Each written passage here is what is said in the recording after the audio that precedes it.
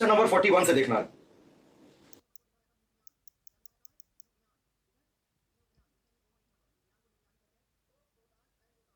तो है ना, पढ़ाई लगातार कर रहे हो, अगर ईमानदारी से आपने काम किया है तो आपका रिजल्ट 100% होगा। ठीक है, चलिए हम लोग एक एक क्वेश्चन देखते हैं। क्वेश्चन नंबर 1 सबसे पहले, अच्छा हाँ, हम आपको बता दें मैकेनिक्स में हमने 40 क्वेश्चन करा दिए थे। आज क्वेश्चन नंबर 41 से देखना है। 40 क्वेश्चन आप लोगों के हो चुके हैं। आज हम लोगों को क्वेश्चन नंबर 41, जो आपका टेस्ट नंबर 12 चल रहा है मैकेनिक्स, जिसमें हम डिस्कस कर रहे हैं। ठीक है, तो मैकेनिक्स के टेस्ट में हम लोगों ने 40 क्वेश्चन अच्छे से पढ़ा है। अब हम लोगों को जो है क्वेश्चन नंबर 41 से देखना है। ठीक है, सभी विद्यार्थियों का हार्दिक स्वागत है उत्तर प्रदेश के नंबर 1 कोचिंग संस्थान तिवारी एग्रीकल्चर एकेडमी में। ठीक है, अभिषेक कुमार गुप्ता, खुश रहो बेटा। अभिषेक वर्मा, नहीं बेटा कोई जरूरत नहीं है खास, है ना, कोई आवश्यकता नहीं है।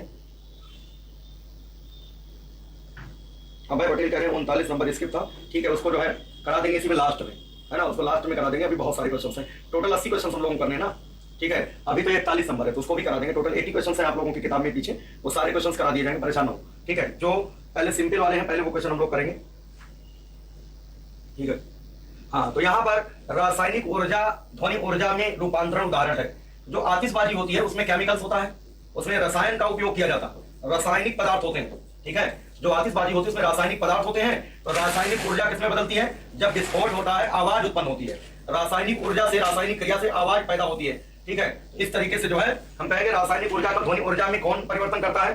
रासायनिक ऊर्जा को ध्वनि ऊर्जा में बदलेगा आतिशबाजी। ठीक है, इसी प्रकार से दो क्वेश्चन और हमने बताया था, जनरेटर या डायनमो। डायनमो का क्या काम है? डायनमो का काम हमने नोट कराया था कि यांत्रिक ऊर्जा को विद्युत ऊर्जा में बदलना। इसका काम है यांत्रिक ऊर्जा को विद्युत ऊर्जा में बदलना, यांत्रिक ऊर्जा को वैद्युत ऊर्जा में बदलना। बार बार हम बता रहे हैं इसको, यूपी कैट में आता है। यांत्रिक को वैद्युत ऊर्जा में, याद कैसे रखेंगे? डायनमो का मतलब होता है जनरेटर, डायनमो का मतलब जनरेटर होता है, इसे जनित्र कहते हैं। जनित्र मतलब जनरेटर, डायनमो जो जनरेट करता है, क्या जनरेट करता है? बिजली। इसका मतलब विद्युत ऊर्जा मिलती है। कहां से? यांत्रिक ऊर्जा से हमें क्या मिल जाती है? विद्युत ऊर्जा मिलती है। यांत्रिक ऊर्जा से हमें विद्युत ऊर्जा मिलती है। इतनी बात सबको समझ में आ जाना चाहिए। और जो वैद्युत मोटर का काम है, वैद्युत मोटर लिख लो जरा। वैद्युत मोटर क्या करता है? वैद्युत मोटर क्या करता है? विद्युत ऊर्जा को यांत्रिक ऊर्जा में बदलता है। विद्युत ऊर्जा को यांत्रिक ऊर्जा में बदलता है, यांत्रिक ऊर्जा में बदलता है। विद्युत ऊर्जा को यांत्रिक ऊर्जा में कौन बदलता है? वैद्युत मोटर बदलता है। वैद्युत मोटर का काम है काम करने का, काम मतलब मैकेनिकल काम, यांत्रिक ऊर्जा में बदलेगा विद्युत ऊर्जा को यांत्रिक ऊर्जा में। ठीक है, कुछ और बेसिक चीजें हम बता देते हैं आप लोगों को। जैसे सवाल पूछ लिया जाए, प्रत्यावर्ती धारा मतलब एसी का मतलब अल्टरनेटिंग करंट को दिष्ट धारा में, प्रत्यावर्ती धारा को दिष्ट धारा में बदलने वाली युक्ति। प्रत्यावर्ती धारा को दिष्ट धारा, डीसी कहते हैं, दिष्ट धारा को बोलते हैं डीसी। प्रत्यावर्ती धारा को डीसी में बदलने वाली युक्ति, प्रत्यावर्ती धारा को दिष्ट धारा में बदलने वाली युक्ति का नाम है, नोट कर लो, दिष्टकारी कहते हैं, या इसी को बोलते हैं रेक्टिफायर, इसी को कहते हैं रेक्टिफायर। जो प्रत्यावर्ती धारा को, वह युक्ति जो प्रत्यावर्ती धारा को यानी एसी को डीसी में बदलने का काम करता है, उसे दिष्टकारी या रेक्टिफायर कहते हैं। ये एक क्वेश्चन के पीछे जो अतिरिक्त चीजें मैं लिख रहा हूं, इनको जानना बहुत जरूरी है। अल्टरनेटिंग को दिष्ट धारा में बदलने वाली युक्ति का नाम है दिष्टकारी, उसे रेक्टिफायर कहते हैं, उसे रेक्टिफायर भी कहा जाता है। एसी को डीसी में बदलने वाली युक्ति दिष्टकारी होती है। अगला पॉइंट है, दिष्ट धारा मतलब डीसी को एसी में, दिष्ट धारा को प्रत्यावर्ती धारा में बदलने वाली युक्ति, दिष्ट धारा को प्रत्यावर्ती धारा में बदलने वाली युक्ति, दिष्ट धारा को प्रत्यावर्ती धारा में बदलने वाली युक्ति, इसका नाम है इन्वर्टर। इसका नाम है इन्वर्टर। जो इन्वर्टर होता है उसका काम क्या है? उसका काम है डीसी को एसी में बदलना। देखो, जब लाइट चली जाती है तो इन्वर्टर काम करना शुरू कर देता है, इन्वर्टर की सप्लाई जो है घूमने लगती है घरों में। तो जब बिजली चली जाती है, देखो जब तक बिजली आ रही होती है प्रत्यावर्ती धारा दौड़ रही होती है। ठीक है, अब जैसे ही देखो जो बैटरी होती है, बैटरी और उसी के ऊपर इन्वर्टर आप लोगों ने देखा है, जो ऑफलाइन कोचिंग कर रहे थे तो देखे हैं, बहुत सारे लोगों को घर में लगा है, वो देखे होंगे, कोई दिक्कत की बात नहीं है। तो उसके ऊपर एक डिब्बा रखा होता है, उसका नाम इन्वर्टर है। वो क्या करता है, जो बैटरी में ऊर्जा होती है वो डीसी होती है। बैटरी कौन सी धारा प्रदान करेगा? डीसी। अब वो जो डिब्बा, उसका क्या फंक्शन है? वो जो रखा रहता है डिब्बा, वो इन्वर्टर होता है। उसका काम क्या है कि बैटरी की जो डीसी ऊर्जा है, जो डीसी धारा है, उसको एसी में बदल करके फिर से सप्लाई दे देता है, तो डीसी को एसी में बदलता है। बैटरी से निकली हुई धारा क्या होती है? डीसी होती है। वो इन्वर्टर क्या करता है? उसको एसी में बदल देता है, प्रत्यावर्ती धारा में बदल देता है, डीसी को एसी में बदल देता है। ठीक है, उसे कहते हैं इन्वर्टर। बस इतना ही जानना जरूरी है कि इनका काम क्या है, इतना डिटेल नहीं पढ़ना आपको, केवल ये पॉइंट वाइज आपको पढ़ लेना है। अब इनके बारे में डिटेल आपके सिलेबस में नहीं है, ठीक है, आएगा तो जनरल क्वेश्चन आएगा विज्ञान का। अब देखो ट्रांसफार्मर का क्या काम है, ट्रांसफार्मर का क्या काम है ये भी बता देते हैं। ट्रांसफार्मर क्या करता है, ट्रांसफार्मर जो है ये प्रत्यावर्ती विभव, एसी विभव परिवर्तक इसको कहते हैं, एसी विभव परिवर्तक, इसको एसी विभव परिवर्तक कहते हैं। ट्रांसफार्मर जो होता है एसी विभव परिवर्तक होता है। तो प्रत्यावर्ती वोल्टता को बदलने के लिए, प्रत्यावर्ती वोल्टता को बदलने वाली युक्ति, प्रत्यावर्ती वोल्टता को बदलने वाली युक्ति, जो अल्टरनेटिंग वोल्टेज होता है उसको चेंज करने वाली युक्ति जो होती है उसका नाम है ट्रांसफार्मर, उसका नाम है ट्रांसफार्मर। ट्रांसफार्मर का काम है कि वो प्रत्यावर्ती वोल्टता को बदलेगा, ठीक है। अमन गौतम पूछ रहे रेक्टिफायर कहां लगा होता है? रेक्टिफायर बेटा इलेक्ट्रॉनिक परिपथ में लगे होते हैं, जहां पर क्या होता है एसी को, जो ये घरों में सप्लाई है ये एसी है, एसी को डीसी में बदलना होता है, रेक्टिफायर होता है। पीएन संधि डायोड को कहते हैं रेक्टिफायर, एक युक्ति होती है जिसका नाम पीएन संधि डायोड, उसे कहते हैं रेक्टिफायर, ठीक है। तो प्रत्यावर्ती वोल्टता को घटाने या बढ़ाने के लिए किस युक्ति का इस्तेमाल किया जाता है, तो उसका नाम ट्रांसफार्मर है। प्रत्यावर्ती वोल्टता को कम या ज्यादा करने के लिए किस युक्ति का उपयोग किया जाता है, ट्रांसफार्मर का उपयोग किया जाता है, ठीक है। ट्रांसफार्मर केवल एसी पर काम करता है, ध्यान देना, डीसी पर नहीं। ट्रांसफार्मर कार्य करता है, ट्रांसफार्मर कार्य करता है, आंसर लिख लो, केवल एसी पर, केवल प्रत्यावर्ती धारा पर, केवल प्रत्यावर्ती धारा पर, केवल प्रत्यावर्ती धारा पर। ट्रांसफार्मर केवल प्रत्यावर्ती धारा पर कार्य करता है, ट्रांसफार्मर केवल एसी पर काम करता है, ट्रांसफार्मर डीसी पर कार्य नहीं करता है, ट्रांसफार्मर डीसी पर कार्य नहीं करता है, कार्य नहीं करता है, ट्रांसफार्मर डीसी पर कार्य नहीं करता है, ट्रांसफार्मर सिर्फ एसी पे काम करता है, डीसी पे काम ही नहीं करेगा। ट्रांसफार्मर केवल प्रत्यावर्ती पर काम करेगा और प्रत्यावर्ती वोल्टता को बढ़ाने अथवा घटाने के लिए जिस युक्ति का इस्तेमाल किया जाता है उसे क्या बोलते हैं, ट्रांसफार्मर कहते हैं, ठीक है। अब अगर कहा जाए प्रत्यावर्ती धारा को घटाने के लिए जिस युक्ति का इस्तेमाल करते हैं, देखो प्रत्यावर्ती वोल्टेज को कम ज्यादा करने के लिए, प्रत्यावर्ती वोल्टता को घटाने बढ़ाने के लिए, घटाना हो अथवा बढ़ाना हो उसके लिए ट्रांसफार्मर का उपयोग होता है। अगर आपसे कहा जाए प्रत्यावर्ती धारा को कम करने के लिए, प्रत्यावर्ती धारा को नियंत्रित करने के लिए, नियंत्रित या कम करने के लिए उपयोग करते हैं। प्रत्यावर्ती धारा को नियंत्रित करने के लिए या कम करने के लिए, प्रत्यावर्ती धारा को नियंत्रित अथवा कम करने के लिए जिस युक्ति का इस्तेमाल करते हैं उसे कहते हैं चोक कुंडली, उसे बोलते हैं चोक कुंडली। ध्यान देना, ट्यूबलाइट के साथ में चोक नाम सुना होगा, ट्यूबलाइट के साथ में जो लगा होता है उसे कहते हैं चोक। अगर कभी प्रत्यावर्ती धारा बढ़ जाए, कभी प्रत्यावर्ती धारा बढ़ जाए तो उसको बढ़ने से रोकेगी, मतलब घटा देगी, वो चोक कॉइल होती है। क्या होती है, चोक कुंडली। तो प्रत्यावर्ती धारा को नियंत्रित करने के लिए जिस युक्ति का इस्तेमाल करते हैं उसका नाम है चोक कुंडली। क्या बोलते हैं, ये चोक कुंडली होती है। इतनी बात सबको समझ में आया?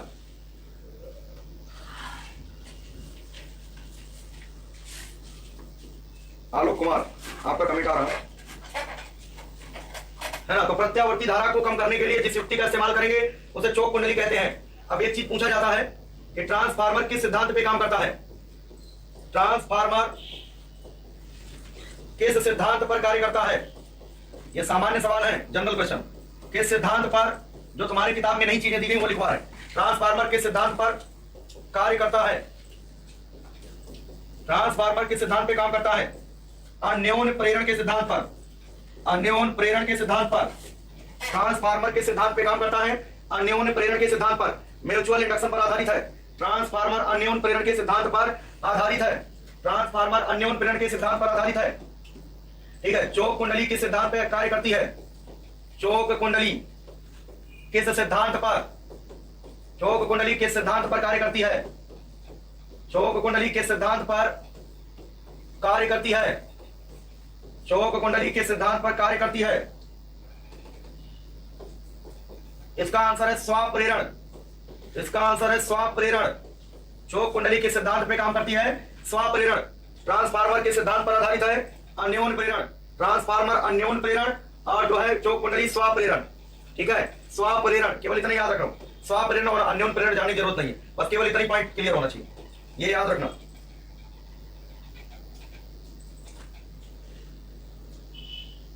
ठीक है, अन्योन प्रेरण और स्वाप्रेरण। ठीक है, यहां तक क्लियर हो गया होगा। ट्रांसफार्मर अन्योन प्रेरण। एक क्वेश्चन और पूछा जाता है, लेंज का नियम, लेंज का नियम, लेंज का नियम आधारित है, लेंज का नियम आधारित है ऊर्जा संरक्षण के सिद्धांत पर, ऊर्जा संरक्षण के सिद्धांत पर। लेंज का नियम ऊर्जा संरक्षण के सिद्धांत पर है। ठीक है, और भी है ऊर्जा संरक्षण पर, जैसे बर्नौली का प्रमेय, बर्नौली का प्रमेय, बर्नौली का प्रमेय ऊर्जा संरक्षण है। कैलोरी मिति का सिद्धांत, कैलोरी मिति का सिद्धांत, कैलोरी मिति का सिद्धांत ऊर्जा संरक्षण। किरचॉफ का वोल्टता नियम, किरचॉफ का वोल्टता नियम, ये भी क्या होता है, ये सब ऊर्जा संरक्षण है। सारे के सारे ऊर्जा संरक्षण पर आधारित है, ऊर्जा संरक्षण के सिद्धांत पर। बर्नौली का प्रमेय, कैलोरी मिति का सिद्धांत और किरचॉफ का वोल्टता का नियम या लेंज का नियम, ये सब ऊर्जा संरक्षण है। ठीक है, सोनूपाल, एक एक पॉइंट बेटा सब बताया जाएगा। ठीक है, यहां तक लेंज का नियम, बर्नौली का प्रमेय, कैलोरी मिति का सिद्धांत, किरचॉफ का वोल्टता का नियम, ये सब ऊर्जा संरक्षण होता है, ये सब ऊर्जा संरक्षण है, एनर्जी कंजर्वेशन पर आधारित है। ठीक है, क्वेश्चन नंबर 42 देखिएगा, ध्वनि ऊर्जा का विद्युत ऊर्जा में रूपांतरण का उदाहरण। ध्वनि ऊर्जा को विद्युत ऊर्जा में कौन बदलता है, ध्वनि ऊर्जा को विद्युत ऊर्जा में कौन बदलता है। ठीक है, हर शर्मा,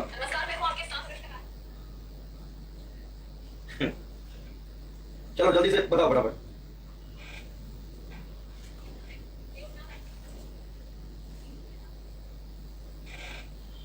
लेंज का नियम क्या है, हाईलाइट कर लो। लेंज का नियम बेटा, अब यहाँ लेंज का नियम पढ़ने की जरूरत नहीं, आपके एग्जाम में नहीं आएगा कि लेंज का नियम क्या है। ठीक है, हमें कोई दिक्कत नहीं, हम समय बर्बाद कर देंगे, कोई दिक्कत नहीं है ना। 10-5 मिनट अभी व्याख्या करेंगे, कोई फायदा तो मिलेगा नहीं। अगर फायदा मिले तो कर दें, है ना, उससे फायदा नहीं मिलने वाला।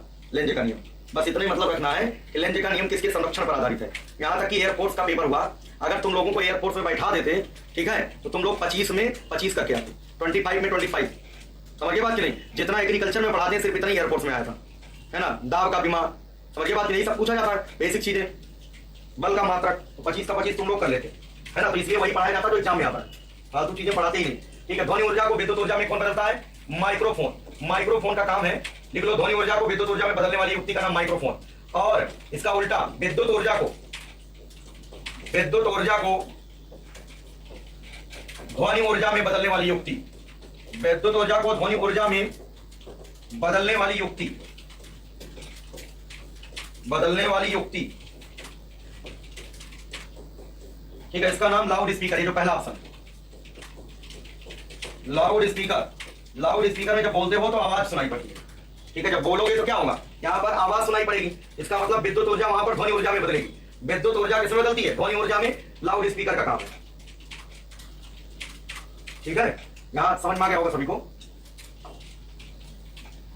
चलो,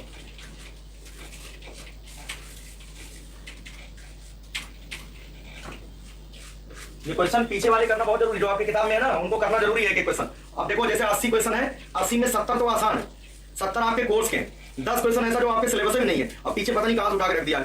ठीक है, तो उनको भी हम लोगों को अच्छे से करना है, अच्छे से मतलब कम से कम, नहीं तो आंसर तो याद ही कर ले, और भी सही उत्तर, क्योंकि उसमें जरूरी नहीं सही दिया हो।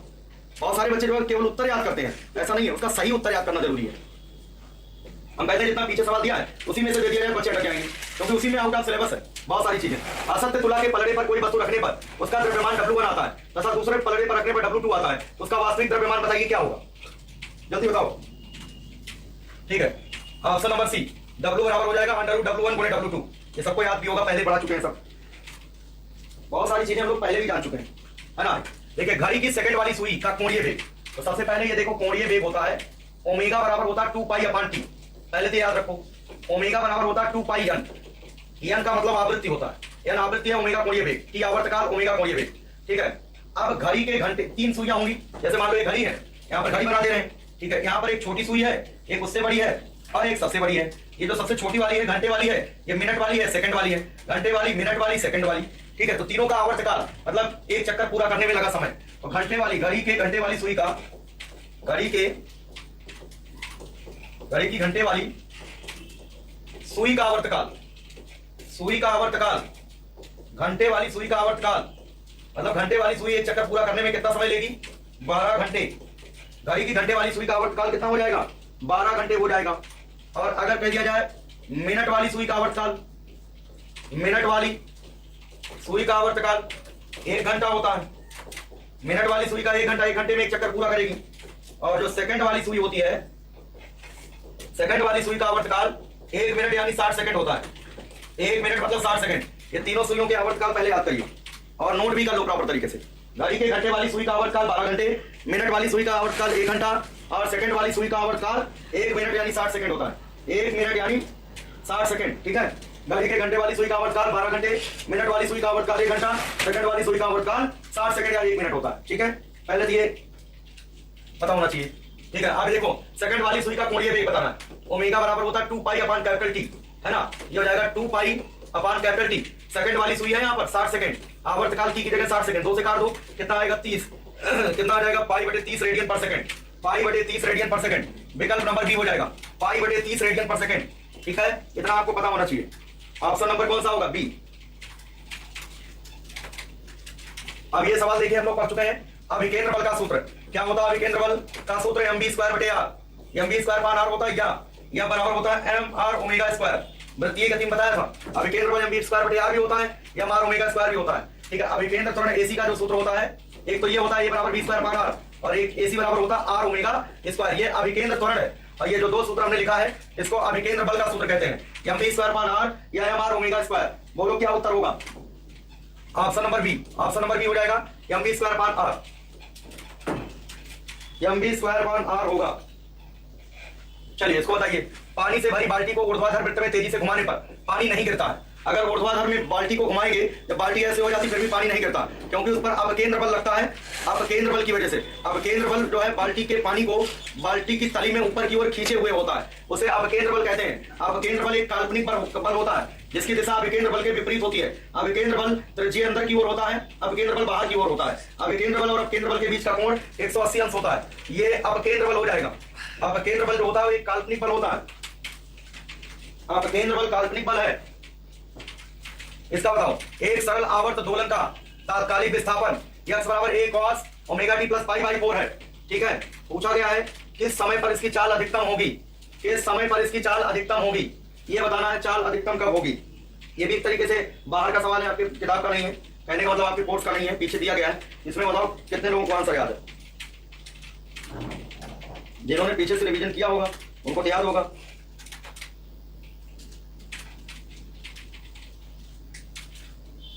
बताइए सभी लोग, फटाफट बताओ। देखा कितने लोगों को उत्तर याद है?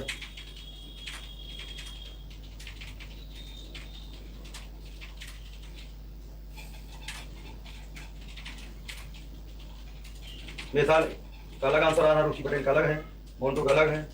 बताओ जल्दी से क्या आंसर है। देखो ऐसे बेग जो निकालते हैं ये निकाल कर दिखा दे रहे हैं, लेकिन ये आपके कोर्स में नहीं। बेग बराबर होता है विस्थापन परिवर्तन की दर, v बराबर होता है dx by dt, dx by dt होता है विस्थापन बटे समय। विस्थापन का समय के सापेक्ष अवकलन करने से वेग आता है। विस्थापन का समय के सापेक्ष अवकलन करने से क्या आता है? वेग आता है, ठीक है। सुन लो ध्यान से। अब इसका अवकलन करो जरा। इसका अवकलन करोगे यहां पर a तो रहेगा ही, cos का होता है साइन, ये cos का होगा माइनस साइन, a तो रहेगा माइनस लिखोगे, a लिखोगे साइन, साइन थीटा का cos थीटा होता है, cos थीटा का माइनस साइन थीटा होता है, तो जाएगा sine omega t plus pi by 4। ये आपके सिलेबस में नहीं हम हल कर रहे हैं, ये जो हल करने का प्रक्रम है ये आपके सिलेबस का नहीं। घबराने की जरूरत नहीं, अगर ना आए तो कोई दिक्कत नहीं, हम सिर्फ उत्तर निकालेंगे कि उत्तर कैसे आएगा। आप लोगों ने रट रखा होगा, इसको जो है रटे रहो। इसका अगर ये क्वेश्चन आता है तो आपको टिक करना है आंसर। क्या टिक करोगे? अभी हम जो निकाल के दिखाएंगे। v बराबर dx बाई dt, माइनस क्यों आया? cos का माइनस होता है, माइनस साइन होता है, sine omega t plus pi by 4, ये आ गया। अब देखो यहां पर जब अंदर वाले का करते हैं ये पाई बाई 4 का 0 होता है और ओमेगा t में ओमेगा आ जाता है, बाहर आएगा ओमेगा, बाहर क्या आएगा? ओमेगा आएगा। फिर क्या करते हैं? अधिकतम हमें चाल बतानी है, तो अधिकतम अगर हमें चाल बतानी है तो क्या करेंगे? यहां पर जिस चीज तेरा चाल किस समय पर अधिकतम होगी, चाल के बारे में बताया गया, विस्थापन के बारे में नहीं। चाल किस समय अधिकतम होगी। एक बार अवकलन और कर दो, एक बार और अवकलन करोगे जब चाल का या वेग का त्वरण आएगा। a बराबर होता है dv बाई dt, एक बार और डिफरेंशिएशन कर दो, dv बाई dt कर दो। यहां पर अब की बार साइन का कॉस हो जाएगा, माइनस तो रहेगा, ए ओमेगा रहेगा, एक और ओमेगा आ जाएगा, ओमेगा स्क्वायर, ए ओमेगा स्क्वायर, और ये हो जाएगा cos omega T plus pi by 4, ये हो जाएगा। ठीक है, विस्थापन परिवर्तन की दर को वेग कहते हैं, वेग परिवर्तन की दर को त्वरण कहते हैं। हमने क्या किया, विस्थापन का एक बार अवकलन किया, वेग आया। वेग का अवकलन हमें क्यों करना पड़ा, क्योंकि कह रहा किस समय पर चाल या वेग अधिकतम होगा, किस समय पर अधिकतम होगा, इसलिए हमने अवकलन करके अवकलन कर देंगे वेग का समय के सापेक्ष, और इसको क्या करेंगे, 0 के बराबर कर देंगे, इसी को 0 के बराबर। ठीक है, 0 के बराबर, जब इसको 0 के बराबर करोगे, 0 बराबर माइनस ए ओमेगा स्क्वायर, है ना, सोल्यूशन इसका कठिन है, omega T plus pi by 4, है ना, अवकलन क्योंकि जानते नहीं, अवकलन है नहीं सिलेबस में। 0 बटे ए ओमेगा स्क्वायर 0, क्या होगा, cos omega T plus pi by 4। ठीक है, पाई by 4, cos omega T plus pi by 4 बराबर 0 हो जाएगा। कॉस कितने का मान 0 होता है, 90 डिग्री का। ठीक है, तो omega T plus pi by 4 बराबर पाई बाई 2 हो जाएगा। ओमेगा टी बराबर हो जाएगा pi by 2 minus pi by 4, LCM होगा 4, 2 दूना 4, 2 पाई माइनस पाई, कितना आएगा पाई, ओमेगा टी बराबर पाई बाई 4, तो टी बराबर ये ओमेगा नीचे पाई बटे 4 ओमेगा, पाई बटे 4 ओमेगा। कुछ लोगों ने ए ऑप्शन बताया था, कुछ लोगों ने बी बताया था। देखो ज्यादातर बच्चों ने जो है ऑप्शन बताया था बी, और बी आंसर जो है गलत है, बी ऑप्शन नहीं है। ठीक है, इसलिए जो आउट ऑफ सिलेबस प्रश्न दिए गए हैं आपकी किताब में पीछे, उनको हम हल तो कर देंगे, दिखा देंगे कैसे आया है। इतनी देर इसको बताने का अर्थ यह है कि आपके दिमाग में आ गया कि हाँ कंफर्म है इस प्रश्न का आंसर जो है कौन सा है, ए है। लेकिन अगर आपको ये सोल्यूशन नहीं आया, इनसे कोई मतलब ना रखिए, इसका सीधे सीधे आंसर आपको याद रखना है, पाई बटे 4 ओमेगा, पाई बटे 4 ओमेगा। अगर इसके अलावा कोई इसी प्रकार का दूसरा सवाल आ जाए, अगर दूसरा सवाल आ जाए तो आप उस सवाल को वहां छोड़ के चले आएंगे, उलझेंगे नहीं। अगर 1-2 क्वेश्चन आउट ऑफ सिलेबस आ जाए तो उन प्रश्नों को करेक्ट करने की आवश्यकता नहीं है, उनके पीछे परेशान होने की जरूरत नहीं है। अब इस सवाल अगर हम चाहते तो इसको भी आप कर लेते, ऐसा नहीं है, लेकिन इसको करने के लिए आपको 15 दिन इसका कोर्स पढ़ना पड़ेगा मैथ और बायो का, तो कोई फायदा नहीं। अगर एक क्वेश्चन आ भी जाता है कोई अर्थ नहीं उसका, उसकी जगह आप दूसरा जीएस याद कर लीजिए, उसकी जगह आप जो एग्रीकल्चर रट लीजिए, उसकी जगह आप बायो रटिए, केमिस्ट्री रटिए, कोई समस्या नहीं है। फिजिक्स का एक क्वेश्चन आप छोड़ देंगे। ठीक है, बात समझे कि नहीं, ये घबराए नहीं कि एक आध क्वेश्चन देखो हर सब्जेक्ट में आएगा, क्योंकि जो टॉप करता है वो जरूरी नहीं कि 200 का 200 क्वेश्चन करके आता हो। ठीक है, तो अब आज से अगर कोई सवाल आता है तो आप आंसर क्या करोगे, पाई बटे 4 ओमेगा। अब हम ये टेस्ट में भी देंगे, टेस्ट में देकर के इसको रटा देंगे सवाल को, जितने आउट ऑफ सिलेबस है। ये पाई बटे 4 ओमेगा याद रखो, सरल आवर्त दोलन का तात्कालिक विस्थापन दिया है, और A omega cos omega T plus pi by 4। ठीक है, याद करने का तरीका चाहो तो समझ लो, पाई बाई 4 तो लिखा ही रहने दो, पाई बाई 4 लिखा रहने दो, ये ओमेगा समझ लो यहाँ नीचे आ गया, पाई बाई 4 ओमेगा, ऐसे आपको पता चल जाएगा आंसर। ठीक है, क्लियर है सभी को। 47 नंबर सवाल। अगला देखिएगा 48 नंबर सवाल, किसी सरल लोलक की लंबाई 4 गुनी कर दी जाए, लंबाई को 4 गुना कर दिया जाएगा, तो कह रहा वहां पर गुरुत्वीय त्वरण का मान हो जाएगा। गुरुत्वीय त्वरण स्मॉल जी बराबर होता है capital G M E upon R square. गुरुत्वीय त्वरण स्मॉल जी बराबर होता है capital G M E upon R square. Small g के मान में कोई परिवर्तन नहीं होगा, लंबाई इस फार्मूले में कहीं है ही नहीं, लंबाई चाहे जितना बदल दो सरल लोलक की, स्मॉल जी के मान में कोई असर नहीं पड़ने वाला है। तो क्या होगा, लंबाई से प्रभावित ही नहीं होगा, है ना, लंबाई से प्रभावित नहीं होगा। सरल लोलक का जो आवर्तकाल होता है जरूर लंबाई पर डिपेंड करता है। टी बराबर 2 pi under root L by G, L का मतलब लंबाई और जी का मतलब गुरुत्वीय त्वरण, तो आवर्तकाल लंबाई और गुरुत्वीय त्वरण पर डिपेंड करेगा, लेकिन गोलक के द्रव्यमान पर निर्भर नहीं करेगा। और यहाँ पर लंबाई का जी से कोई रिश्ता नहीं है, इसलिए यहाँ पर विकल्प नंबर डी हो जाएगा। ये सवाल हमने टेस्ट में दे रखा आप लोगों को। ठीक है, यहाँ पर देखिए, गति करते हुए सरल लोलक के अधिकतम विस्थापन की स्थिति में, जब बच्चों अधिकतम विस्थापन की स्थिति में होता है तो ऊंचाई पर होता है, अधिकतम विस्थापन की स्थिति में ऊंचाई पर होता है, तो स्थितिज ऊर्जा उसकी अधिकतम होती है और गतिज ऊर्जा शून्य या न्यूनतम होती है। गतिज ऊर्जा न्यूनतम या शून्य होती है, अधिकतम विस्थापन को आयाम कहते हैं, आयाम एक सदिश राशि है। ठीक है, ध्यान देना। तो बोलो क्या आंसर होगा, ये भी टेस्ट में आया हुआ है। गति करते हुए सरल लोलक का अधिकतम विस्थापन की स्थिति, आयाम की स्थिति में बोलो क्या होगा, जल्दी बताओ। ये स्थितिज ऊर्जा अधिकतम होगी, गतिज ऊर्जा न्यूनतम, गतिज ऊर्जा न्यूनतम और स्थितिज ऊर्जा अधिकतम, विकल्प नंबर बी, विकल्प नंबर बी। ये भी सवाल हो चुका है एक बार, दोबारा से बता रहे हैं। और जब एग्जाम का समय होगा तो 8-8 घंटे की रात में क्लास आपकी भी होगी। ठीक है, एक ही दिन में पूरा रटा करके भेजेंगे, परेशान ना हो। ठीक है, पूरा रिवीजन होगा, है ना, पूरा कंप्लीट रिवीजन कराएंगे। एग्जाम के 1 दिन 2 दिन पहले आप अपने आप नहीं पढ़ पाओगे, पूरा एक बार फिर से रिवाइज करा देंगे। हाँ, पूरी रात रिवीजन होगा, घबराए नहीं आप, आपको पूरा तैयारी करा के ही भेजा जाएगा। बस अभी क्या है ना, अभी जितना हम रटा रहे हैं उसको रखिए, और जब एग्जाम के पहले की बात होगी तो जितने 1 लाइनर क्वेश्चन होंगे सब पूरा बोल दिया जाएगा। ठीक है, पेपर कठिन नहीं आएगा, ध्यान दो। सरल आवर्त गति करते हुए कण का उसकी साम्य स्थिति से 2 सेंटीमीटर दूरी पर, मतलब विस्थापन दिया गया 2 सेंटीमीटर, साम्य स्थिति से जो दूरी होती है उसे कहते हैं विस्थापन, उसे कहते हैं विस्थापन। विस्थापन 2 सेंटीमीटर और उतने मीटर दूरी पर त्वरण दिया गया है। त्वरण कितना दिया गया है, 18 सेंटीमीटर पर सेकंड स्क्वायर। ठीक है, आवर्तकाल बताना है। एक सूत्र सभी लोग लिख लो, सरल आवर्त गति करते हुए, सरल आवर्त गति करते हुए कण का आवर्तकाल, सरल आवर्त गति करते हुए कण का आवर्तकाल, इसका सूत्र होता है T बराबर होता है 2 पाई अंडर रूट विस्थापन बटे त्वरण, 2 पाई अंडर रूट विस्थापन बटे त्वरण, ये याद रखना, ठीक है। तो T बराबर 2 पाई अंडर रूट विस्थापन बटे त्वरण होता है। सरल आवर्त गति करते हुए कण का विस्थापन अगर त्वरण पता है तो आवर्तकाल का ये सूत्र होता है, इसी में रखो 2 पाई अंडर रूट, विस्थापन कितना है 2 सेंटीमीटर और त्वरण कितना है 18, ये हो जाएगा 2 1 के 2 दोनों 18, ये 2 पाई लिखा रहने दो, 1 का वर्गमूल 1 हो जाएगा, 9 का वर्गमूल 3 नीचे आ जाएगा, 9 का वर्गमूल 3, कितना आंसर आएगा 2 पाई बटे 3।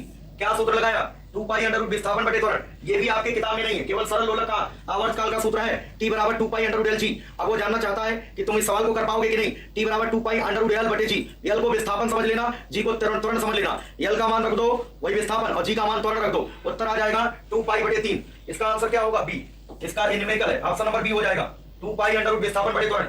जब सरल आवर्त गति करते हुए कण का विस्थापन और त्वरण पता हो, आवर्तकाल ज्ञात करने के लिए T बराबर 2 पाई अंडर रूट विस्थापन बटे त्वरण कर देना, आंसर आ जाएगा। ठीक है, चलिए आगे देखते हैं। 51 नंबर सवाल है, सरल लोलक के आवर्तकाल का सूत्र क्या होता है। सरल लोलक के आवर्तकाल का सूत्र T बराबर 2 pi under root L by g होता है। सरल लोलक का आवर्तकाल दो बातों पर निर्भर करता है, एक डोरी की प्रभावी लंबाई पर, दूसरा गुरुत्वीय त्वरण पर, गोलक के द्रव्यमान पर निर्भर नहीं करता है। ध्यान देना इस पॉइंट को। आगे देखते हैं 52 नंबर सवाल देखिएगा, एक लिफ्ट जी बाई 3 त्वरण से, एक लिफ्ट जी बाई 3 त्वरण से नीचे आ रही है। इस लिफ्ट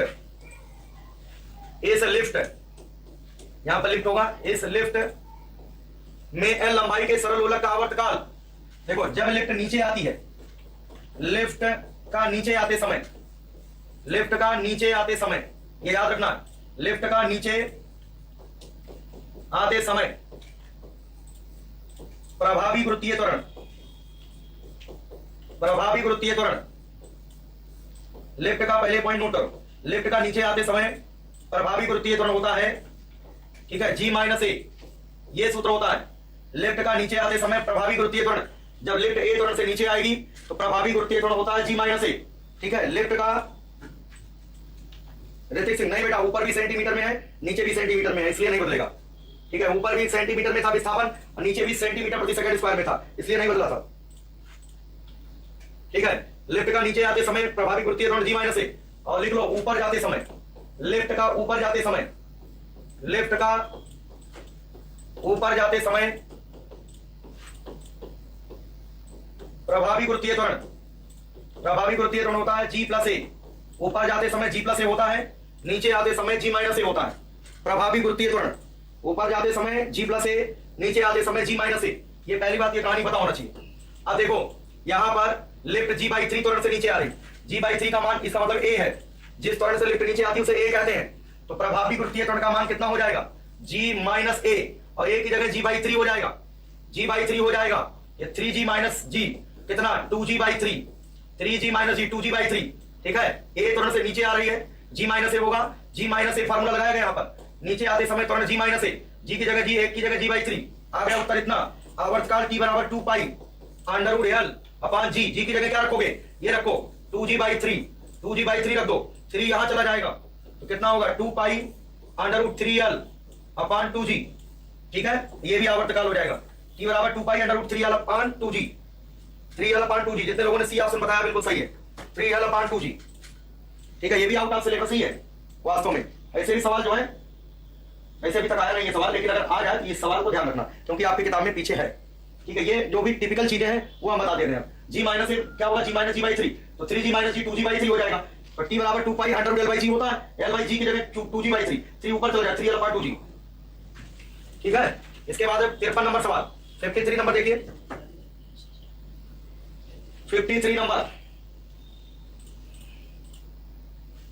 पृथ्वी पर सेकंड लोलक की लंबाई, पृथ्वी की सतह पर सेकंड लोलक की लंबाई कितनी होती है 99.3 सेंटीमीटर या लगभग 1 मीटर होती है। चंद्रमा पर 1/6 मीटर होती है। सेकंड लोलक का आवर्तकाल 2 सेकंड होता है। उपग्रहों के अंदर सेकंड लोलक का दोलन काल अनंत हो जाएगा, मतलब उपग्रह के अंदर कोई भी सरल लोलक है वो दोलन नहीं करेगा, उसका आवर्तकाल अनंत होगा। ठीक है, चलिए आगे बढ़ते हैं। 54 नंबर सवाल देखिएगा, पृथ्वी का द्रव्यमान m निम्न में से किसके बराबर है? तो स्मॉल g बराबर क्या होता है? कैपिटल G m अपान r स्क्वायर। r मतलब पृथ्वी की त्रिज्या, m का मतलब पृथ्वी का द्रव्यमान, त्रिज्या गुना कर दो कितना आएगा? ये तो आता ही रहता है एग्जाम में, g R square small g into capital R square बराबर कैपिटल जी एम। पृथ्वी का द्रव्यमान कैपिटल एम बराबर g R square upon capital G small g into capital R square upon क्या हो जाएगा? कैपिटल जी हो जाएगा। विकल्प नंबर डी, स्मॉल जी और कैपिटल जी में संबंध। कैपिटल जी को सार्वत्रिक गुरुत्वाकर्षण नियतांक कहते हैं। इसका मान 6.67 × 10⁻⁻11 न्यूटन मीटर स्क्वायर प्रति किलोग्राम स्क्वायर होता है। ठीक है, कैपिटल जी का विमा m-1 L3 t की पावर -2 होता है, ये याद रखना। क्वेश्चन नंबर 55 देख लेते हैं। 55 नंबर सवाल, 55 नंबर है, पृथ्वी की सतह पर गुरुत्वीय त्वरण स्मॉल जी का मान क्या होगा? स्मॉल जी बराबर capital G M upon R square. Option number A हो जाएगा G M E upon R square, A विकल्प। क्वेश्चन नंबर 56 देखते हैं। 56 नंबर है, ये भी क्वेश्चन आपको दे दिए हैं टेस्ट में। गुरुत्वीय स्थितिज ऊर्जा, जैसे जैसे पृथ्वी की सतह से ऊंचाई पर जाते हैं, जैसे जैसे ऊंचाई बढ़ेगी गुरुत्वीय स्थितिज ऊर्जा का मान बढ़ता है, बढ़ते बढ़ते अनंत पर सबसे ज्यादा होता है। और कितना होता है? 0 पूछा गया है। गुरुत्वीय स्थितिज ऊर्जा का मान उच्चतम कितना होता है? तो उच्चतम सबसे ज्यादा ऊंचाई पर अनंत पर 0 होता है। कहां पर? कहेंगे अनंत पर। जब कोई वस्तु गुरुत्वाकर्षण सीमा को पार करके पलायन करके अनंत पे चली जाए, वहां पर उसकी गुरुत्वीय स्थितिज ऊर्जा का मान 0 हो जाएगा, अनंत पर सबसे ज्यादा मान होगा। ठीक है, 57 नंबर सवाल, स्मॉल एम द्रव्यमान का एक उपग्रह पृथ्वी तल से ऊंचाई की कक्षा में है, मतलब पृथ्वी की सतह से ऊंचाई पर है। उपग्रह का कक्षीय वेग बताना, कक्षीय चाल। वैसे कक्षीय चाल वीओ बराबर होता है √GME अपान स्मॉल आर, लेकिन अगर उपग्रह पृथ्वी की सतह से ऊंचाई पर है, स्मॉल आर को RE + H कहते हैं, तो कक्षीय चाल या कक्षीय वेग वीओ बराबर क्या होगा? √GME अपान स्मॉल आर की जगह RE + H हो जाएगा। ये भी सवाल बता चुके हैं, GME अपान RE + H, सी ऑप्शन होगा, सी ऑप्शन होगा। √GME अपान RE + H हो जाएगा, सी विकल्प, यहां पर सी ऑप्शन होगा। ठीक है, इसके बाद 58 नंबर देखिएगा। यहां पर एक उपग्रह 8 त्रिज्या के वृत्ताकार पथ पर घूमता हुआ 3 घंटे में एक परिक्रमा करता है। यदि भू स्थिर कक्षा की त्रिज्या 36,000 किलोमीटर हो। वैसे देखो भू स्थिर उपग्रह क्या होता है, हम बता देते हैं। ये आपके एग्जाम में हो सकता है ना, लेकिन भू स्थिर उपग्रह जरूर आएगा। भू स्थिर उपग्रह या उसे तुल्यकालिक उपग्रह कहते हैं। भू स्थिर उपग्रह, अब इसको छोड़ो, पहले इस बात को समझो। भू स्थिर उपग्रह या इसी का दूसरा नाम है तुल्यकालिक उपग्रह। तुल्यकालिक उपग्रह ऐसा उपग्रह जिसका आवर्तकाल, हेडिंग डालो, भू स्थिर उपग्रह या तुल्यकालिक उपग्रह। देखो, वह उपग्रह जिसका आवर्तकाल 24 घंटे होता है उसे भू स्थिर उपग्रह कहते हैं। लिखो, वह उपग्रह जिसका आवर्तकाल 24 घंटे होता है उसे भू स्थिर उपग्रह कहते हैं, उसे तुल्यकालिक उपग्रह कहते हैं। और इसकी ऊंचाई लिख लो, ये जो पॉइंट लिखा 36,000 किलोमीटर, लिखिए भू स्थिर उपग्रह की ऊंचाई, भू स्थिर उपग्रह की ऊंचाई, भू स्थिर उपग्रह की ऊंचाई कितनी होती है? ऊंचाई होती है 36,000 किलोमीटर, 36,000 किलोमीटर, 36,000 किलोमीटर लगभग होती है। भू स्थिर उपग्रह का आवर्तकाल 24 घंटे होता है। भू स्थिर क्यों नाम दिया गया? भू मतलब पृथ्वी, स्थिर मतलब रुका हुआ। यह उपग्रह पृथ्वी के सापेक्ष स्थिर प्रतीत होता है। तो लिख लो, भू स्थिर उपग्रह, भू स्थिर उपग्रह पृथ्वी के सापेक्ष सदैव स्थिर प्रतीत होता है, सदैव स्थिर प्रतीत होता है। भू स्थिर उपग्रह पृथ्वी के सापेक्ष सदैव स्थिर प्रतीत होता है। ठीक है, इतना नोट कर लो। इसके बाद एजी की क्लास करो, इसको कल बताएंगे। ठीक है, एग्रीकल्चर के लिए रेडी हो जाओ।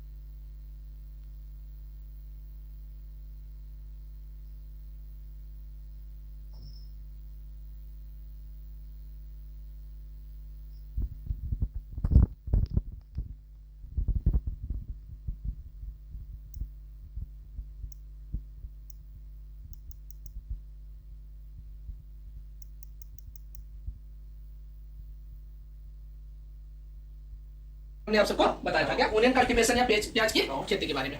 तो उसको हमने आप सबको कंप्लीट करा दिया था। तो चलिए आज भी हम स्टार्ट करते हैं। स्टार्ट करने से पहले जो हमारी क्राफ्ट उसको स्टार्ट करने से पहले आप सबको 4-10 क्वेश्चन जो हमारे जीएस के क्वेश्चन होते हैं, किसके जीएस के क्वेश्चन, उसको हम कंप्लीट करा देते हैं। बाई चांस कभी पेपर में पूछे जा सकते हैं, तो उसको भी साथ में 2-4-10 क्वेश्चन बोल देंगे और कंप्लीट हो जाएगा। क्या कंप्लीट होता चलेगा। तो उसको भी आप सभी लोग साथ में याद करते चले, क्योंकि एक क्वेश्चन हमारे जो पेपर होता है उसकी दृष्टि से काफी महत्वपूर्ण माना जाता है। तो चलिए हम देखते हैं पहला क्वेश्चन। अगर पूछ लेता है कि भगत सिंह, सुखदेव और राजगुरु को फांसी कब दी गई थी, ये क्वेश्चन अगर पूछ लेता है कि भगत सिंह,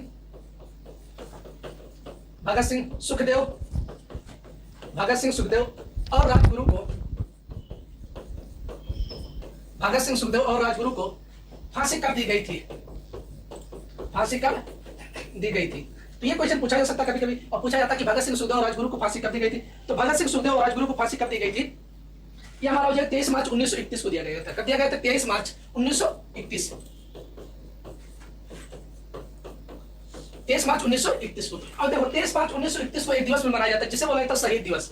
क्या बोला जाता है, शहीद दिवस के रूप में भी ये मनाया जाता है। तो ये भी ध्यान रखना, कभी कभी पूछ लेता है कि शहीद दिवस कब मनाया जाता है, या 23 मार्च को कौन सा दिवस मनाया जाता है। क्या पूछ लेता है, 23 मार्च को शहीद दिवस कब मनाया जाता है, या 23 मार्च को कौन सा दिवस मनाया जाता है। तो 23 मार्च को हमारा कौन सा दिवस मनाया जाता है, शहीद दिवस मनाया जाता है। कौन सा दिवस मनाया जाता है, शहीद दिवस मनाया जाता है।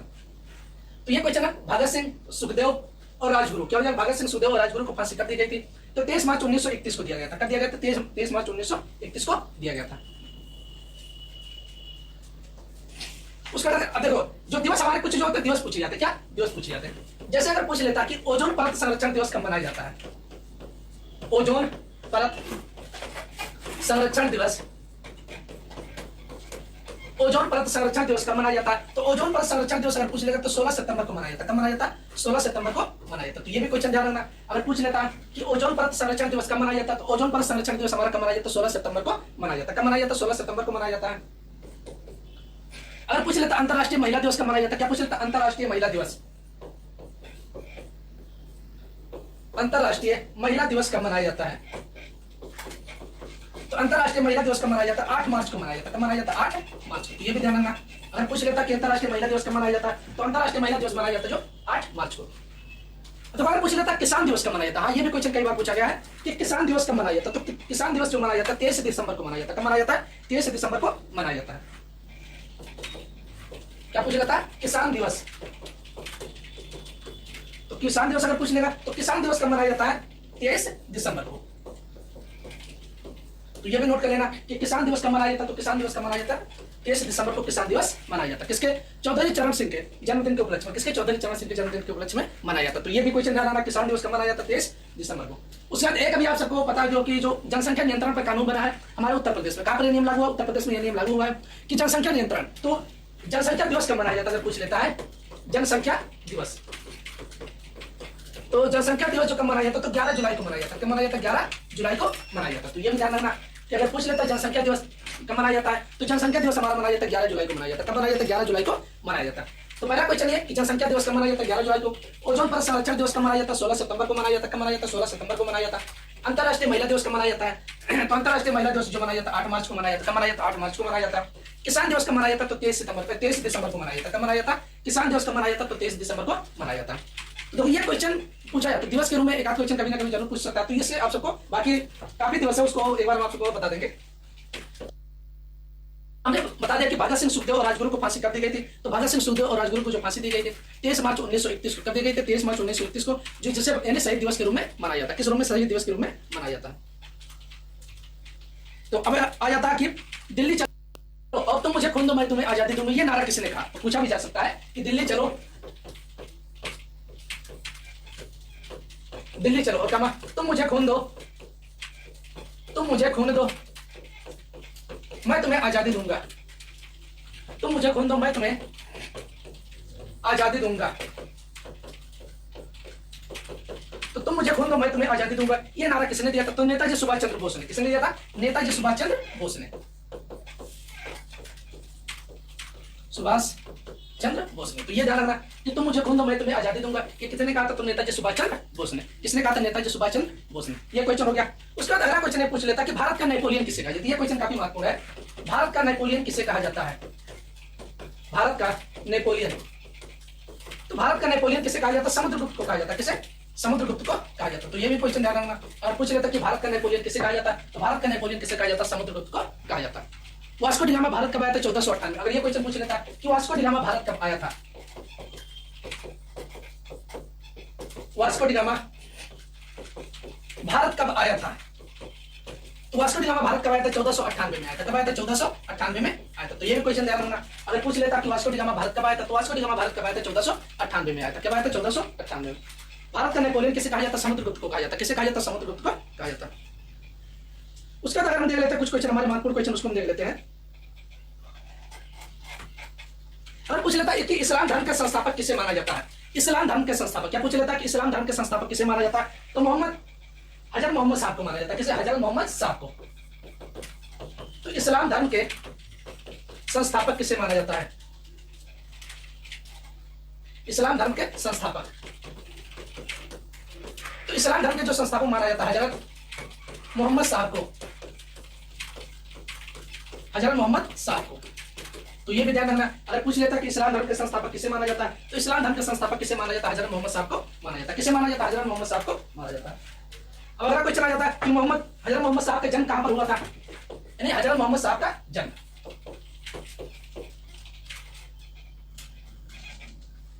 हजरत मोहम्मद साहब का जन्म, तो हजरत मोहम्मद साहब का जन्म कहां हुआ था, तो इनका जन्म कहां पर हुआ था, मक्का में। कहां पर हुआ था, मक्का, मक्का में। और मक्का में लगभग कब हुआ था, 570 ईस्वी में। कब हुआ था, 570 ईस्वी में। तो ये ध्यान रखना कि हजरत मोहम्मद साहब का जन्म कब हुआ था, तो हजरत मोहम्मद साहब का जन्म का मतलब कब, कहां हुआ था और कब हुआ था, तो मक्का में हुआ था, 570 ईसा पूर्व में। कब, यानी 570 ईसा पूर्व में मक्का में हुआ था। इस्लाम धर्म के संस्थापक, पहला क्वेश्चन हमने बताया, इस्लाम धर्म के संस्थापक किसे माना जाता है, तो इस्लाम धर्म के संस्थापक किसे माना जाता है, हजरत मोहम्मद साहब को माना जाता है। हजरत मोहम्मद साहब का जन्म कहां पर हुआ था, तो मक्का में हुआ था। कहां पर, मक्का में हुआ था। ये क्वेश्चन ध्यान रखना। उसमें अगर पूछ लेता है कि हजरत मोहम्मद साहब को ज्ञान की प्राप्ति कहां हुई थी, हजरत मोहम्मद साहब को ज्ञान की प्राप्ति अगर पूछ लेता है कि हजरत मोहम्मद साहब को ज्ञान की प्राप्ति कहां पर हुई थी, तो हजरत मोहम्मद साहब को जो ज्ञान की प्राप्ति हुई थी, मक्का के पास हीरा नामक गुफा में, मक्का के पास हीरा नामक गुफा में। कहां पर प्राप्त होता, मक्का के पास हीरा नामक गुफा में। तो ये ध्यान रखना, हजरत मोहम्मद साहब को अगर पूछ लेता ज्ञान की प्राप्ति कहां हुई थी, तो हजरत मोहम्मद साहब को जो ज्ञान की प्राप्ति हुई थी, मक्का के पास हीरा नामक गुफा में इनको ज्ञान की प्राप्ति हुई थी। उसका अगला क्वेश्चन आ जाता है कि इस्लाम धर्म का पवित्र ग्रंथ क्या होता है। ये भी क्वेश्चन अब पूछा गया, इस्लाम धर्म का पवित्र ग्रंथ, इस्लाम धर्म का पवित्र ग्रंथ कौन सा होता है, क्या हो जाएगा, इस्लाम धर्म का पवित्र ग्रंथ क्या हो जाएगा, तो इस्लाम धर्म का जो पवित्र ग्रंथ होता है वह कुरान होता है। क्या होता है, कुरान। तो ये भी क्वेश्चन ध्यान रखना कि इस्लाम धर्म का पवित्र ग्रंथ क्या माना जाता है, तो इस्लाम धर्म का जो पवित्र ग्रंथ माना जाता है क्या माना जाता है, कुरान। अच्छा, तो अगर पूछ लेता कि महाभारत के रचयिता कौन है, महाभारत, कभी कभी जेस में पूछ लेता है कि महाभारत के रचयिता, तो महाभारत के रचयिता किसे माना जाता है, तो महाभारत की जो रचयिता माना जाता है वेद व्यास को। किसे, वेद व्यास को। ये ध्यान रखना, महाभारत के रचयिता किसे माना जाता है, वेद व्यास को। और रामचरितमानस के रचयिता अगर पूछ लेता कि रामचरितमानस के रचयिता किसे माना जाता है, रामचरितमानस, तो रामचरितमानस के रचयिता किसे माना जाता है, तुलसीदास को। किसे माना जाता है, तुलसीदास को। तो ये ध्यान रखना कि महाभारत के रचयिता वेद व्यास को माना जाता है। किसे माना जाता है, वेद व्यास को माना जाता है। रामचरितमानस के रचयिता तुलसीदास। बहुत लोग समझते हो कि वाल्मीकि, बहुत लोग अगर पूछ लेगा, अगर उसमें रामचरितमानस दे दिया, वाल्मीकि आपसे पहला आ गया, तो समझ लो लोग क्या लगाएंगे, वाल्मीकि। लेकिन तो वो वाल्मीकि रामायण के रचयिता अगर पूछ लेगा, किसके, रामायण के रचयिता अगर पूछ लेता है कि रामायण के रचयिता कौन थे, किसके, रामायण के रचयिता, तो रामायण के रचयिता जो हो जाएंगे वो हो जाएंगे महर्षि वाल्मीकि। कौन सा, महर्षि वाल्मीकि हो जाएंगे। तो ये ध्यान रखना, अगर रामायण पूछेगा, क्या पूछेगा, रामायण, तो रामायण के रचयिता हो जाएंगे महर्षि वाल्मीकि। कौन हो जाएंगे, महर्षि वाल्मीकि। तो इसमें से अगर ये क्वेश्चन देता तो आपको क्लियर होना चाहिए, कोई क्वेश्चन आपको बोलना नहीं है। तो पहला महाभारत के रचयिता वेद व्यास माना जाता है। किसे माना जाता है, वेद व्यास को माना जाता है। दूसरा हमने बताया रामचरितमानस के रचयिता, तो रामचरितमानस के रचयिता किसे माना जाता है, तो रामचरितमानस के रचयिता माना जाता है तुलसीदास को माना जाता है। किसे माना जाता है, तुलसीदास को माना जाता है। और रामायण के रचयिता किसे माना जाता है, तो महर्षि वाल्मीकि को माना जाता है। किसे माना जाता है, महर्षि वाल्मीकि को माना जाता है। ये सब काफी फेमस क्वेश्चन है, एक एक क्वेश्चन आप सबको याद रखना। तो देखो, अगर आप सबका जीएस अगर आप कोशिश करते हो कि 12 से 14 15 क्वेश्चन अगर आप कर ले जाते हो, तो समझ लीजिए आपके पेपर के लिए बहुत ही महत्वपूर्ण हो जाएगा। क्या, आपकी रैंक बहुत अच्छी आ सकती है। तो इसीलिए कोशिश करना कि आप सभी लोग ज्यादा से ज्यादा पढ़ाई करो, अच्छे से हो। कोशिश आप करना कि अच्छा क्वेश्चन आप सबके जरूर हो जाए। अब देखो ईसाई धर्म के संस्थापक पूछ लेगा क्या? ईसाई। अगर पूछ लेता ईसाई धर्म के संस्थापक, तो ईसाई धर्म के संस्थापक किसे माना जाता है? ईसा मसीह को माना, ये आप सबको पता ही होगा, ईसा मसीह। देखो जीएस हमारा कोई सब्जेक्ट नहीं है, सर योगेश सर पढ़ाते हैं, काफी अच्छा पढ़ाते हैं। हम आप सबको ऐसे बता देते हैं 2-4-10 क्वेश्चन जो बाई चांस कभी पेपर में अगर हो जाए पूछ ले तो हो सकता है काफी आप सबके लिए लकी चांस हो सकता है। तो अगर ईसाई धर्म के संस्थापक, ईसाई धर्म के संस्थापक किसे माना जाता है? ईसा मसीह को माना जाता है। किसे माना जाता है? ईसा मसीह को माना जाता है। उसमें अगर क्वेश्चन जाता है, पूछ लेता है ईसाई धर्म का प्रमुख ग्रंथ क्या होता है? तो ईसाई धर्म का प्रमुख ग्रंथ क्या माना जाता है? बाइबिल। ईसाई धर्म का प्रमुख ग्रंथ, तो ईसाई धर्म का जो प्रमुख ग्रंथ हो जाएगा बाइबिल हो जाएगा। क्या हो जाएगा? बाइबिल। तो ये भी ध्यान रखना, अगर पूछ लेता कि ईसाई धर्म का प्रमुख ग्रंथ किसे माना जाता है, तो ईसाई धर्म का प्रमुख ग्रंथ किसे माना जाता है? बाइबिल। कौन सा माना जाता है? बाइबिल। यानी ईसाई धर्म का प्रमुख ग्रंथ क्या होता है? बाइबिल होता है।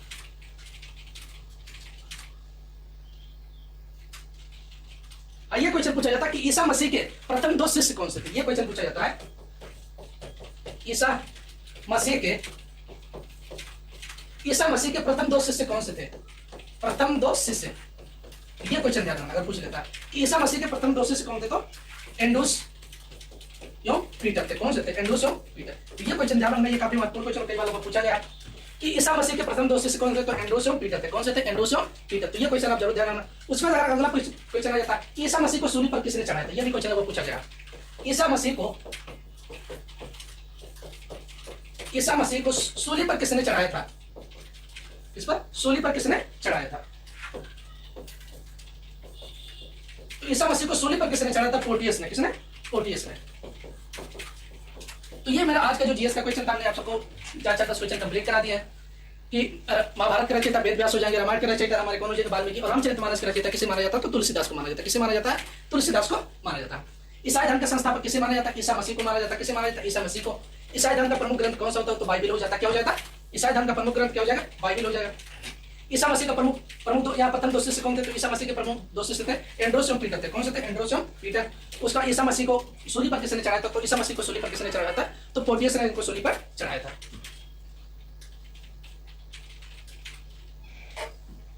तो ये ध्यान रखना कि मतलब ईसा मसीह को सूली पर किसने चढ़ाया था? तो किसने चढ़ाया था? पोर्टियस ने। अब हम देखते हैं, ये हमारा जो कॉमन जनरल क्वेश्चन था, तो यानी जीएस के, तो उसको हमने आप सबको कंप्लीट करा दिया। अब हम देखते हैं हमारा जो हॉर्टिकल्चर का नेक्स्ट टॉपिक स्टार्ट करते हैं, हॉर्टिकल्चर की क्लास का। तो देखिए कल हमने कौन सी किताब देखी थी? लहसुन प्याज कल्टीवेशन, ओनियन की खेती के बारे में हमने आप सबको बताया था। क्या? ओनियन कल्टीवेशन या प्याज की खेती के बारे में। आज हम देखेंगे गार्लिक। क्या देखेंगे? गार्लिक, या जिसे बोला जाता है लहसुन। क्या बोला जाता है? लहसुन। गार्लिक या लहसुन की खेती के बारे में। तो गार्लिक या लहसुन की खेती के बारे में देखेंगे। तो सबसे पहले आ जाएगा बोटेनिकल नेम। देखो कल हमने आप सबको प्याज का बोटेनिकल नेम क्या बताया था? एलियम सेपा। क्या बताया था? एलियम सेपा बताया था। लेकिन तो ये हमारा हो जाएगा लहसुन का बोटेनिकल नेम। क्या हो जाएगा? लहसुन का बोटेनिकल नेम वनस्पति नाम। तो ये हमारा हो जाएगा एलियम सटाइवम हो जाएगा। क्या हो जाएगा? Allium sativum. तो लहसुन का बोटेनिकल नेम या वनस्पति नाम एलियम सटाइवम हो जाएगा। फैमिली यानी लहसुन हमारा किस कुल का सदस्य है, किस परिवार का सदस्य है? तो एलियेसी, लिलियेसी या एम्ब्रिलिडेसी हो। ये तीनों आप ध्यान रखना। अगर लहसुन की फैमिली पूछ लेता है, चाहे प्याज की फैमिली, दोनों की फैमिली सेम होती है। क्या होती है? दोनों की फैमिली सेम होती है। तो ये सभी की फैमिली हो जाए एलियेसी, लिलियेसी या एम्ब्रिलिडेसी हो जाएगा। क्या हो जाएगा?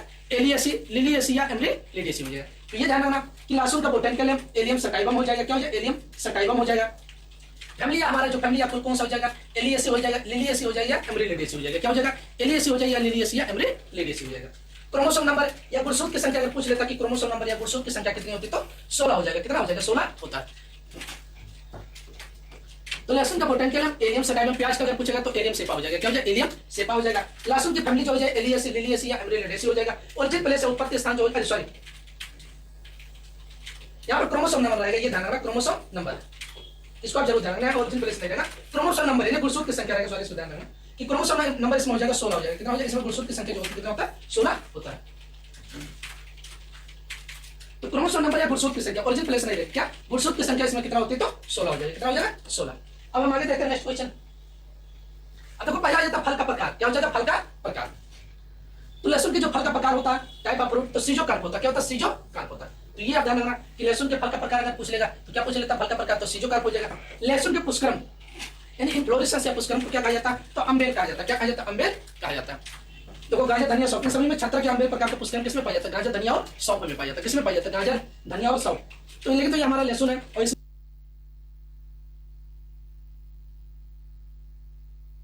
भी पाया जाता है। क्या? लहसुन में भी पाया जाता है। तो छत्र प्रकार का पुष्करम गाजर, धनिया, सौंफ, लहसुन, इन सभी में क्या होता है? छत्र या अम्बेल प्रकार का पुष्करम पाया जाता है। इडबल खाने वाला भाग बल्ब है, या जिसे बोला जाता है क्लोव्स या पत्तियां, जिसे बोला जाता है क्या, पत्तियां। देखो अगर लहसुन की हम क्या ऐसे हमारा अगर लहसुन रहता है क्या, ऐसे पूरा लहसुन ऐसे बना हुआ मान लेते हैं, ऐसे इसमें पत्तियां ऐसे चारों तरफ से लगी रहती है, या कैसे ये बन जाता है, ये हमारी जड़ें हो जाएंगी, क्या हो जाता है। इसमें एक एक क्लोव्स ऐसे निकलता है क्या, एक एक क्लोव्स ऐसे निकलता है, मतलब ऐसे ही है, इसकी एक एक पत्ती को निकालकर हम खाने के लिए प्रयोग करते हैं। तो उसी को क्या बोला जाता है, क्लोव्स या पत्तियां बोला जाता है, क्या बोला जाता है, क्लोव्स या पत्तियां।